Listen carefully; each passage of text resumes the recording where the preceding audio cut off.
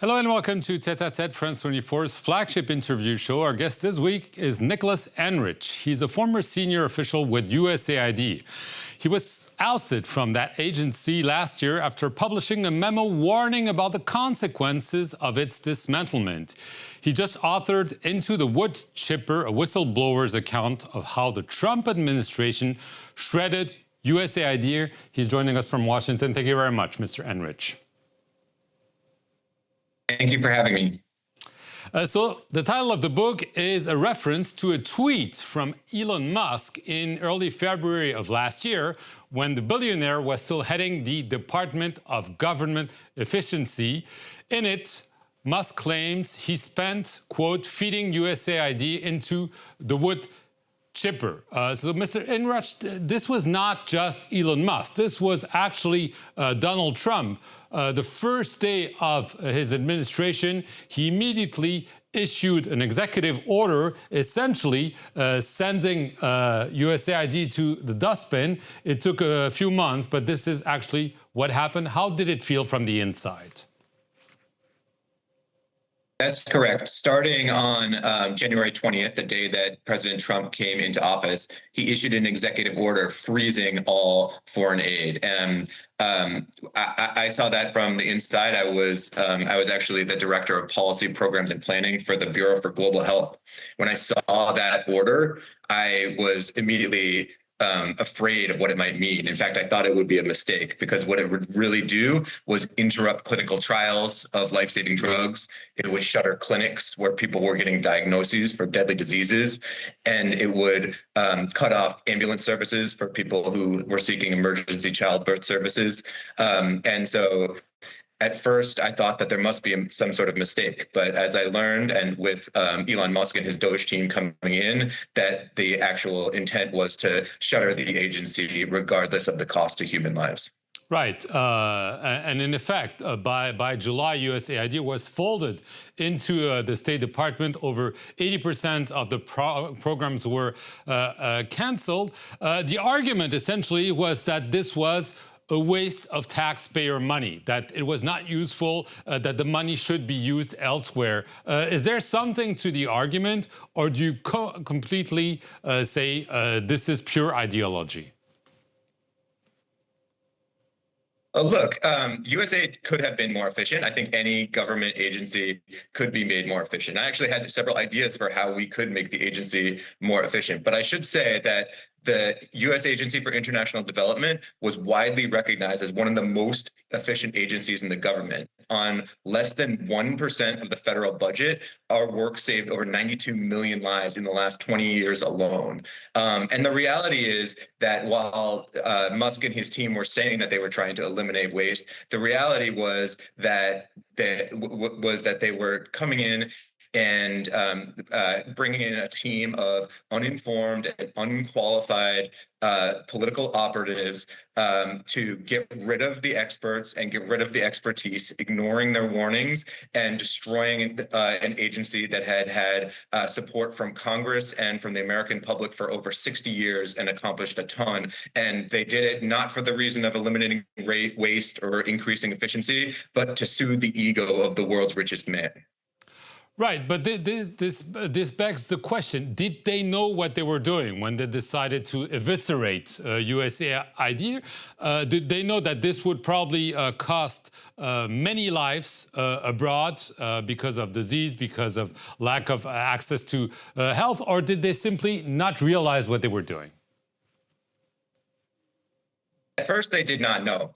They had no idea what USAID did, to the extent that they had any idea of what the agency's programs were. They had gotten, ideas from conspiracy theories that they had read on social media, it seemed. For example, the person who was in charge, the chief of staff for the whole agency, who was in charge of the decision-making process, when I gave a short briefing of what USAID did in global health work, he was shocked. I mean, he said, wow, I had no idea that you did all this. When I thought of what USAID does in global health, I assumed it was just, abortions. which is not something that we do at all, and really just gives a sense of how little he understood of the agency that he was in the process of destroying. The reality was, though, that we did provide warnings of what the risks would be of interrupting clinical trials, of not doing our normal preparations for the rainy season, for our malaria prevention, of not being able to respond to Ebola outbreaks. And we were met with indifference and just the political leaders and the DOGE team just did not care what those damages was. They were on a path to destroy the agency, and they didn't care what the damage would be. Right, and you personally, I mean, when you issued that memo, what happened to you immediately after that? Right. So when it became, I worked for for several weeks trying to restart some of our most critical life-saving programs. And when it became clear that there was no way that I was going to be allowed to do that due to the cruelty and indifference of the political leaders, I decided that what I really needed to do was expose what was actually happening in USAID, inside USAID, because I heard Elon Musk and other political leaders lying about life-saving activities continuing after they had been shut off. And I was watching that happen from the inside. So I wrote these memos to document everything we had tried to do to restart our life-saving programs and how it had been stopped at every turn. And then I issued a warning of what the likely impacts would be of those cuts based on modeling and estimates of potentially up to 2.6 million lives a year being lost unnecessarily due to the cuts to USAID. The same day that I sent out those memos, I was immediately removed from USAID, put on administrative leave, and my job was terminated a couple of months later. Marco Rubio, the Secretary of State, who before he became Secretary of State was a strong supporter of USAID in Congress, has accused agency staffers of insubordination, and he insisted that nobody died as a result of the cuts. Your reaction? Yeah. I mean, that statement is flatly untrue.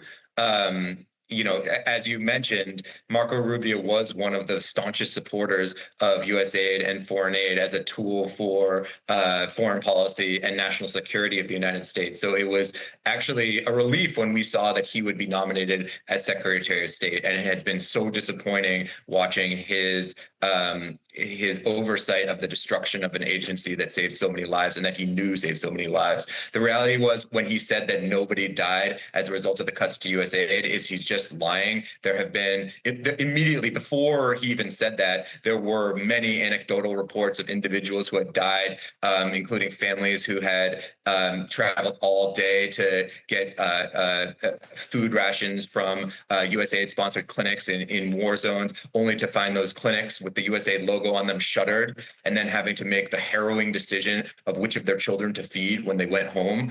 And what we've seen so far is that in the year plus since USAID was shuttered, at least 750,000 people have already died unnecessarily due to those cuts. And really, we're seeing this, that the worst is yet to come, with a new generation of babies who are not getting the immunizations that we provide for deadly diseases. We're seeing children born with HIV at extremely high rates in clinics that just a year ago, those rates were near zero due to the cuts to USAID. And so estimates are showing that potentially up to 14 million people will die in the next 5 years due to the cuts to USAID.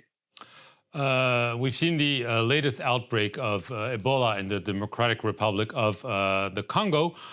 What would have been different if USAID was still there? I know it's a hypothetical question, but at least there's a very concrete example of what already the consequences might be on the ground where it's most needed. Yeah, I mean, the biggest thing that we've lost is the element of speed, which is the most important thing in responding to an outbreak like the one that's currently in DRC, which is currently not at all under control. USAID had a playbook. We had partners in the ground. We had a system where we would send within 24 to 48 hours of notification of an outbreak. We would have a team in the country that would be able to coordinate international efforts and work with local authorities to mobilize partners, mobilize resources and get PPE into the outbreak zone, as well as conduct comprehensive contact tracing and community surveillance, and warn community leaders and religious leaders of the risks associated with Ebola. Instead, we've seen the State Department, where those programs have been folded, with almost none of the expertise or operational resources, struggling to improvise and come up with their own new playbook at a time when decisions should be being made within hours. It's taking them days and sometimes weeks, and that we're losing time is going to result in losing lives. As a conclusion, would you say that shutting down USAID is criminal? I believe that that the shutting down of USAID violated laws and was illegal, and violated the court orders, violated the intent of Congress, and has resulted in untold unnecessary death and destruction around the world, again, for the sole purpose of soothing the ego of the world's richest man. Nicolas Enrich, I want to thank you very much for being our guest from Washington, D.C., and thank you all for watching this edition of Tête à Tête here on France 24.